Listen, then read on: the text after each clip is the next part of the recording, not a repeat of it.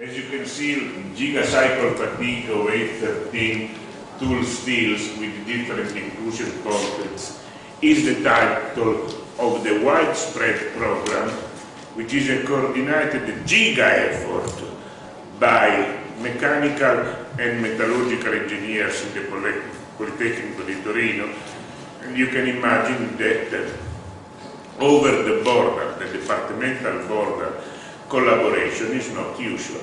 And we are pleased to present the first part of our common work. Now, gigacycle fatigue, very high cycle fatigue, has been invented to increase the difference of productivity between engineers and information technology people. Because before you get a result, it takes almost years. And instead they work on the computer and they get it. So we thought, why don't we go to foresee what's the outcome of very high cycle fatigue? And so we'll model, we'll just measure a few microscopy pictures, and then everything is done. Okay, it's not that easy, because then you have to consider that you have the side effect. And so, if you have a very pure material with one inclusion at a time, how large has to be the volume which is stressed at about 90%? Must be the largest one. And then how we interpolate, how do we model results in order to get a particle maximum size that is really true? Okay, this is the fundamental of our work. Now, we were working on a competing risk model that was proposed in order to take into account multiple inhomogeneity populations. So I was telling you, what's the volume that is stressed?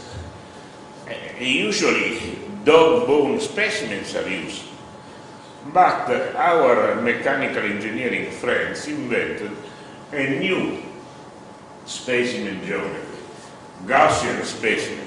They say they can go to a stressed volume at 90% of what it has to be stressed, up to 5,000 square cubic millimeters.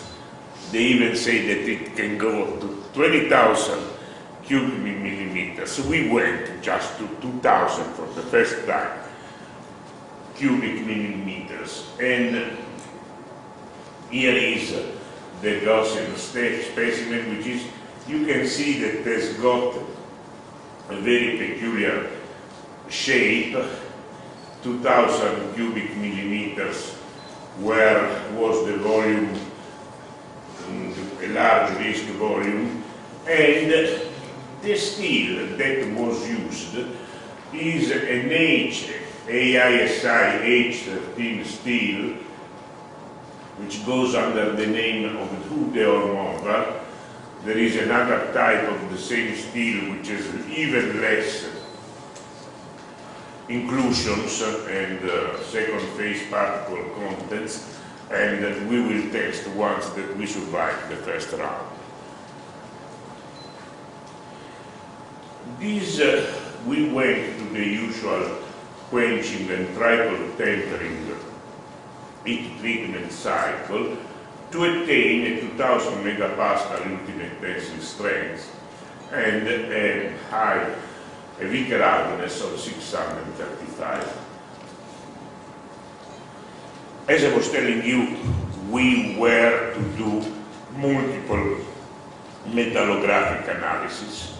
You cut, you polish very, very fine, you etch, you get both carbides and inclusions, then you transform into a binary image in order to use easily an image analyzing software, and you have to use many sections, and then various inclusions have been also, I would say, more than inclusion, second phase particles, that is the real metallographic term, because you have both carbides that are with vanadium, but you have also molybdenum, you have chromium carbides, and then you have oxides that can be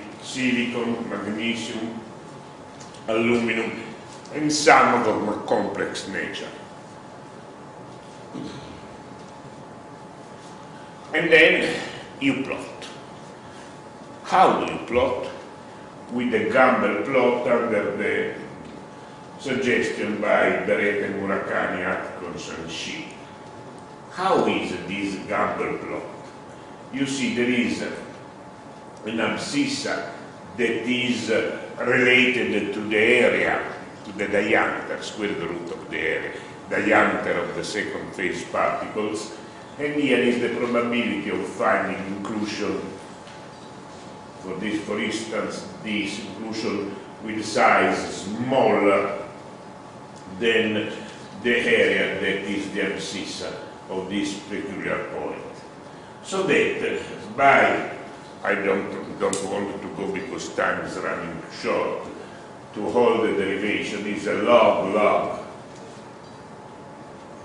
derivation, and these are the multiple points that have been found, and we were happy. And we were happy because the interpolating line by one of the model, type 1 I believe, model was really fitting. But you see the area, square root of the area in micron was only 12. And so we said, now we go to the possibility of extrapolating, find the probable maximum size, and we decided, oh, our probable maximum size is 45.9 microns. And so, now is the long part. Yes. I was coming. Does it break? No, in a moment. Okay, these, you know very high cycle fatigue. You have the regular endurance limits, it was at 650. We set up the machine at 500 plus minus 10, and then years before it break. The location was within, in all cases, within the volume, the control volume that we had designed. When we speak of depth, we speak distance from the surface, because as you know, the fisheye fatigued surface has to have a fisheye well contained within the samples, and that was the case.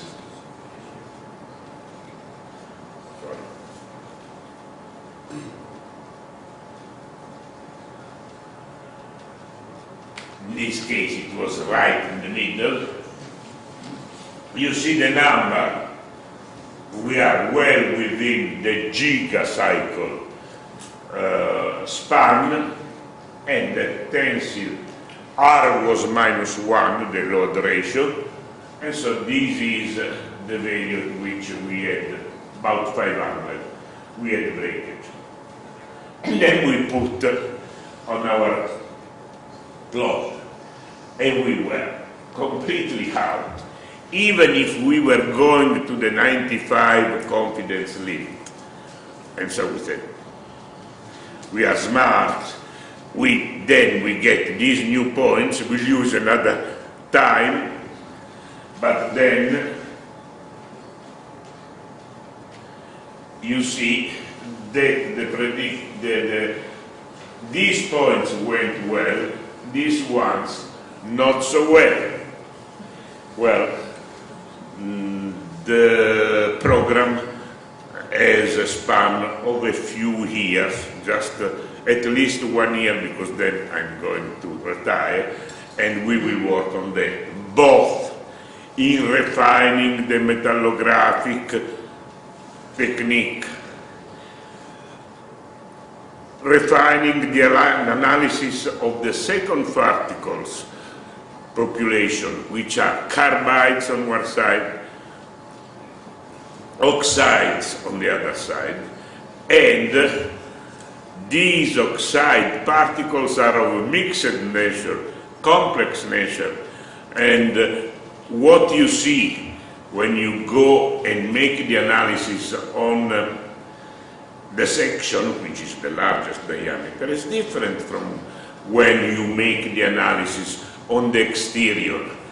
And if you have two different chemical reactions that take place in the melt during the sulfurization, the oxidation, addition of aluminum up, it's not this the case, but rare earths, and then we'll try also electra slag refined H13, then you are analyzing only the exterior, the last one that deposited during precipitation of oxygen and eventually the sulfur. So our goal is to work more. Thank you very much.